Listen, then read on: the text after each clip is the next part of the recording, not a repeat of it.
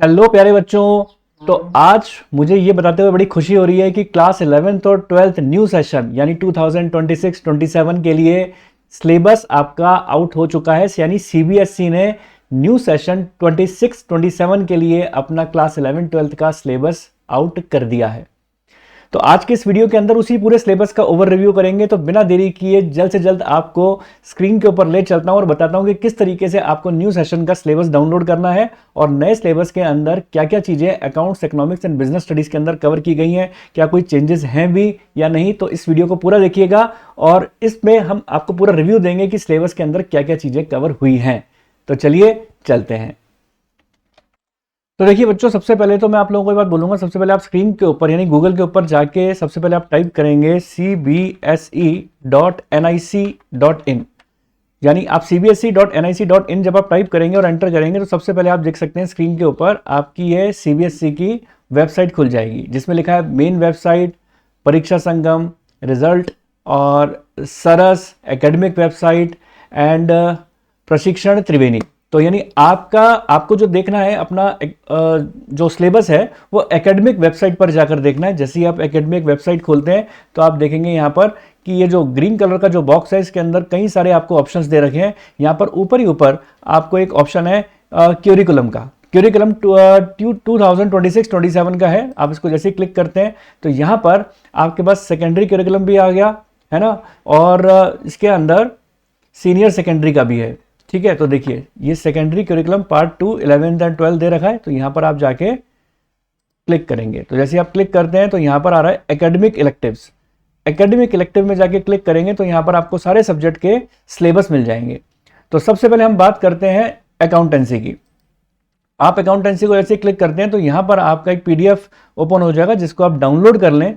और जैसे ही अपन इसको डाउनलोड करते हैं, डाउनलोड करने के बाद आपको आपके सामने देखिए सिलेबस मैं ओपन करने वाला हूं। ये देखिए ये सिलेबस अपना ओपन होता है अकाउंटेंसी का। तो यहां पर देखिए सबसे पहले क्लास इसमें 11th का सिलेबस अकाउंटेंसी का दे रखा होगा, फिर 12th का दे रखा होगा। 2026-27 सामने सेशन लिखा हुआ है। हाल फिलहाल इस वीडियो के अंदर मैं सबसे पहले आपको 12th क्लास के सिलेबस के डिस्कशन करने वाला हूं।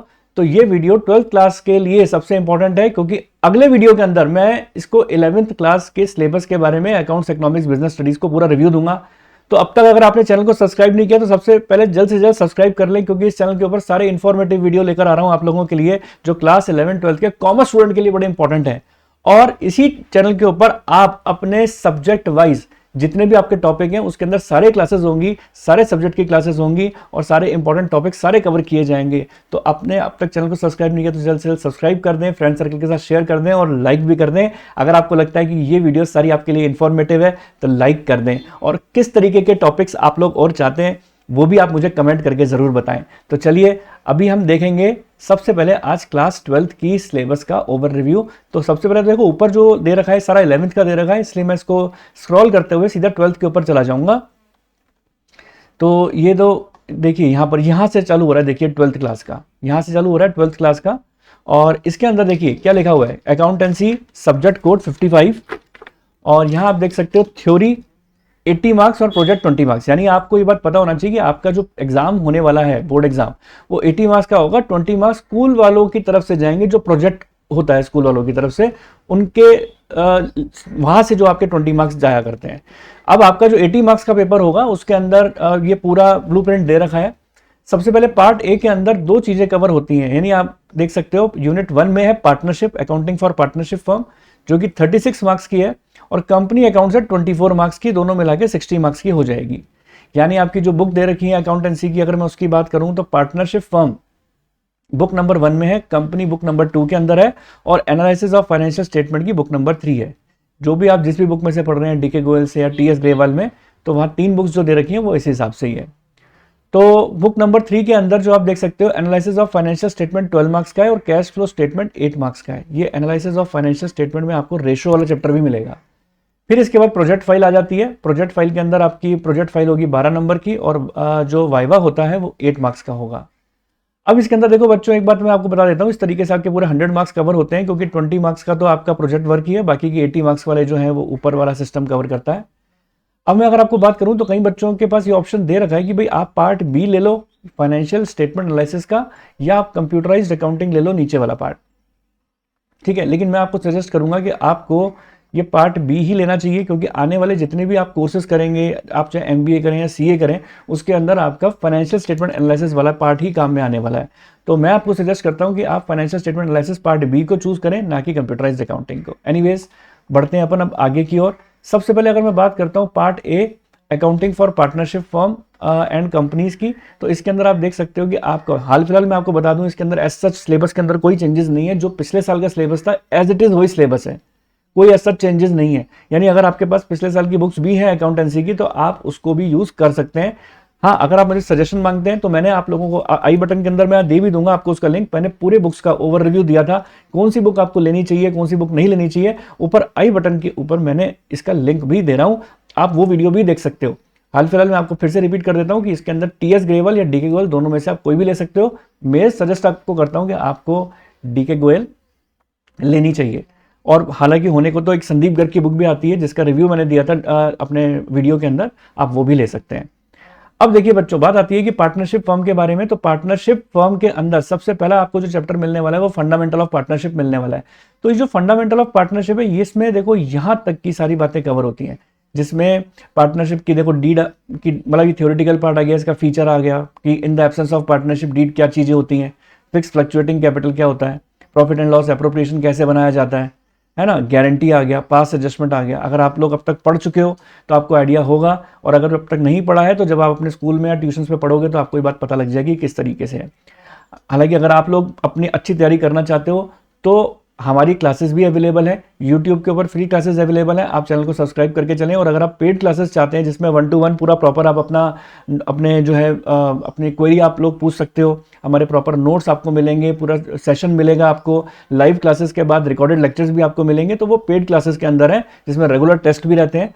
तो स्क्रीन के ऊपर वैसे तो स्क्रॉलिंग के ऊपर आप देख सकते हो, नीचे मेरा नंबर चल रहा है, उस पर आप कॉल कर सकते हो, लेकिन डिस्क्रिप्शन बॉक्स में भी दे दूंगा मैं।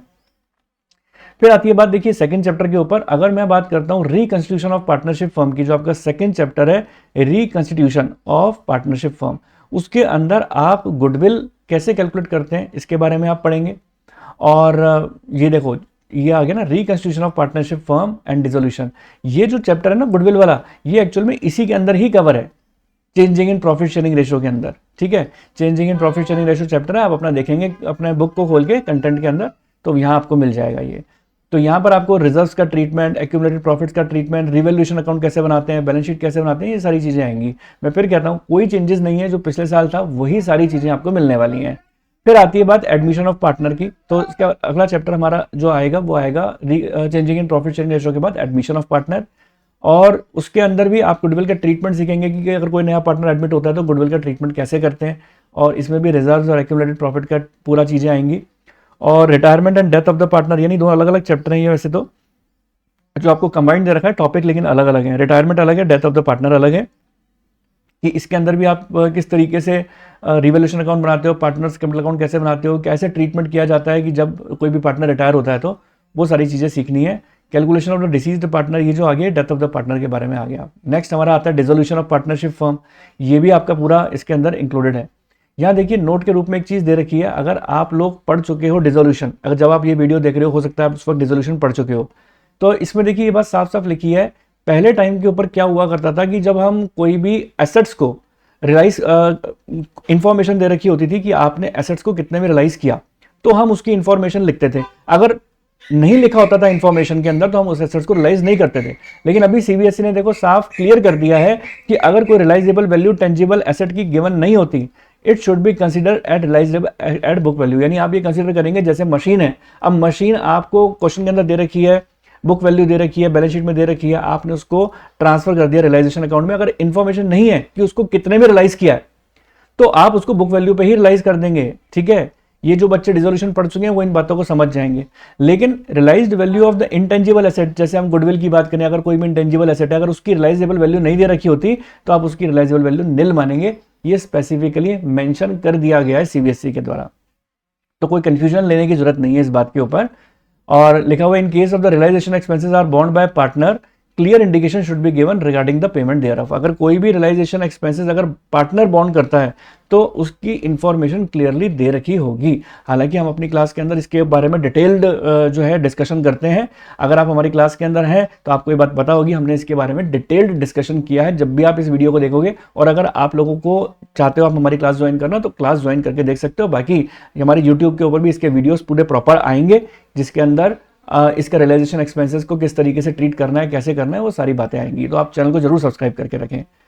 अब इसके बाद आते हैं हमारे पास यूनिट नंबर 3। अगर अकाउंटिंग फॉर कंपनीज की बात करते हैं तो आपके पास issue forfeiture and reissue of share जो चैप्टर है, देखो थ्योरेटिकल पॉइंट भी उतना ही इंपॉर्टेंट है जितना प्रैक्टिकल यानी न्यूमेरिकल पोर्शन है।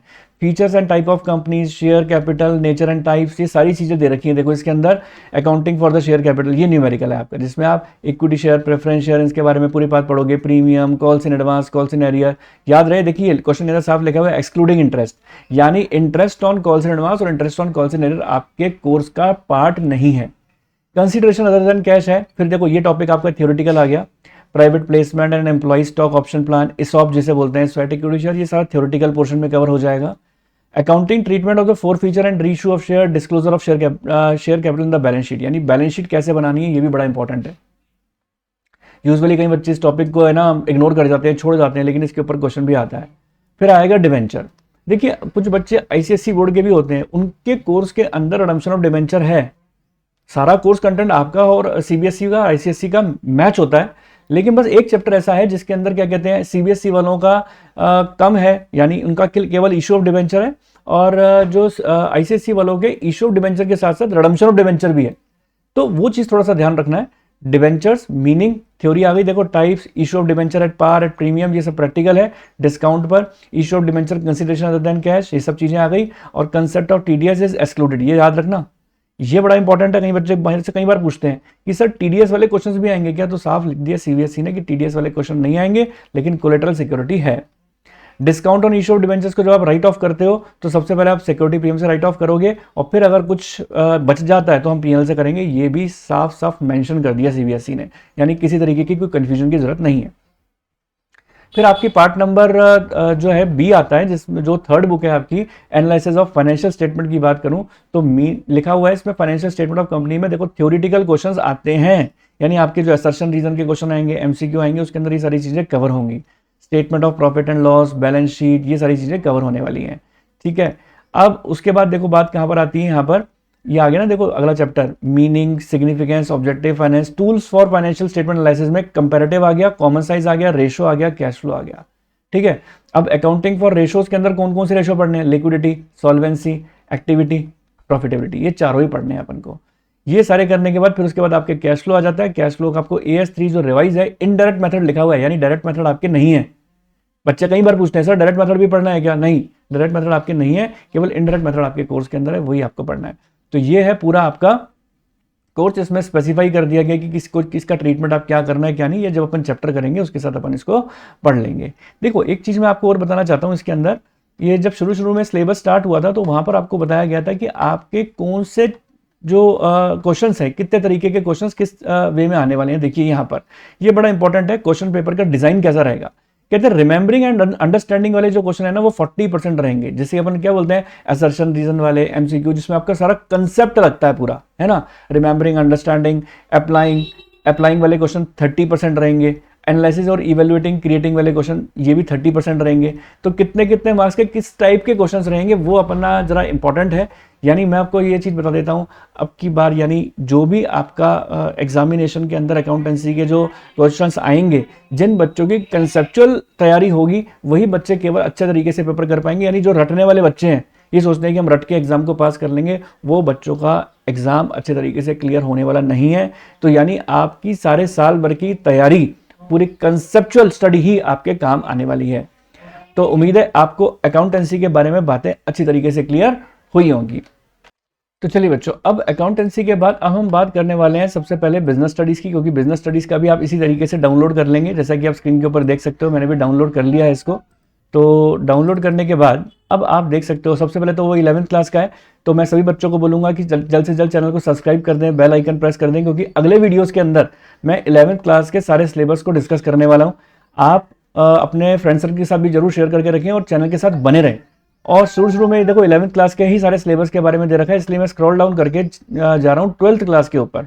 तो चलिए ये रहा हमारा 12th क्लास का सिलेबस। वही यहाँ पर भी पैटर्न रहेगा आपका कि 80 मार्क्स का तो आपका पूरा जो पेपर है सीबीएसई जो लेता है आपका पेपर वो होगा, 20 मार्क्स स्कूल वालों की तरफ से जो वाइवा और प्रोजेक्ट के होते हैं वो जाएंगे। 3 घंटे का पेपर होने वाला है। अब देखो इसमें पार्ट ए और पार्ट बी है।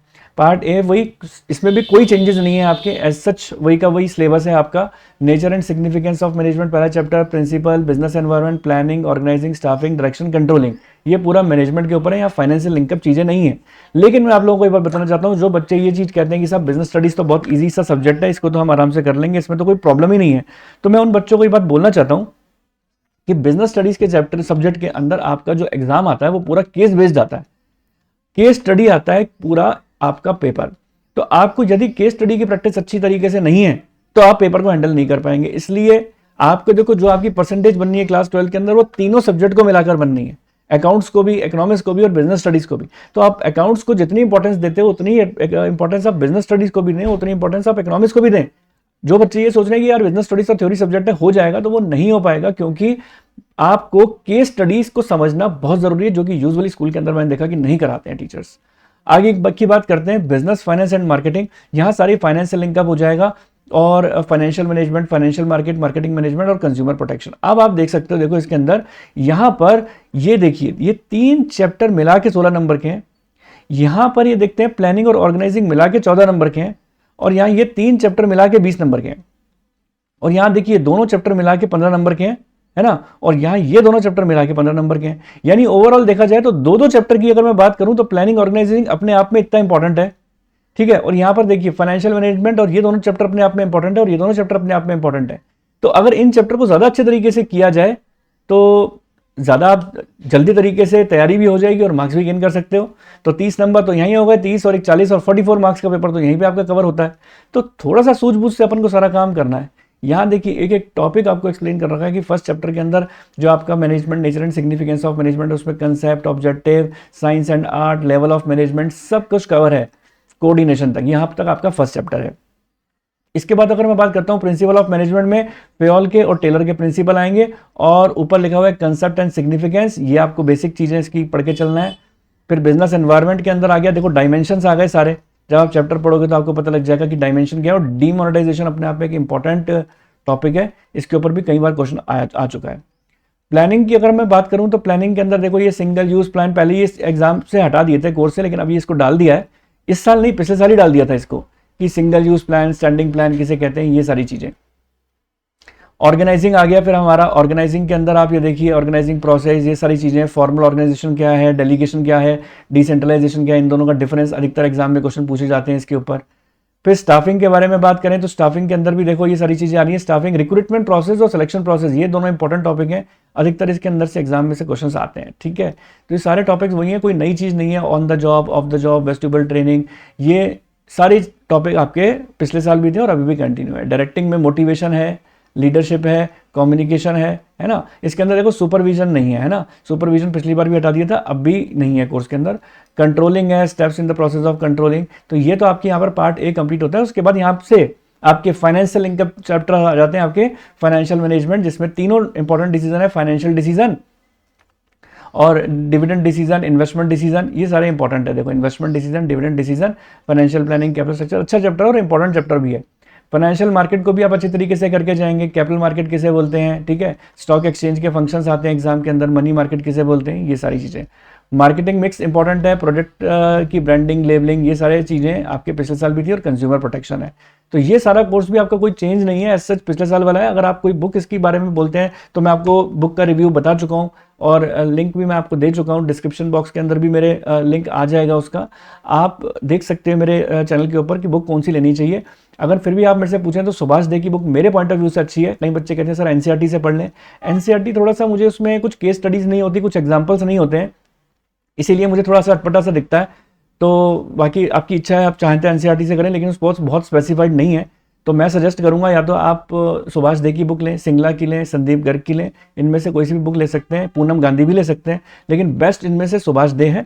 और मैं अगर आप मेरी क्लासेस को ज्वाइन करते हो तो मैं अपने नोट्स खुद लिखवाता हूँ, वो मोर देन एनफ है और ईजी है, और हर टॉपिक के नीचे मेरे केस स्टडी जरूर होती है, और जो कि आपको किसी भी बुक, किसी भी रेफरेंस बुक में नहीं मिलेगी। मैं हर टॉपिक के नीचे केस स्टडी जरूर कराता हूँ ताकि आपकी केस स्टडी में अच्छी से अच्छी प्रैक्टिस हो सके।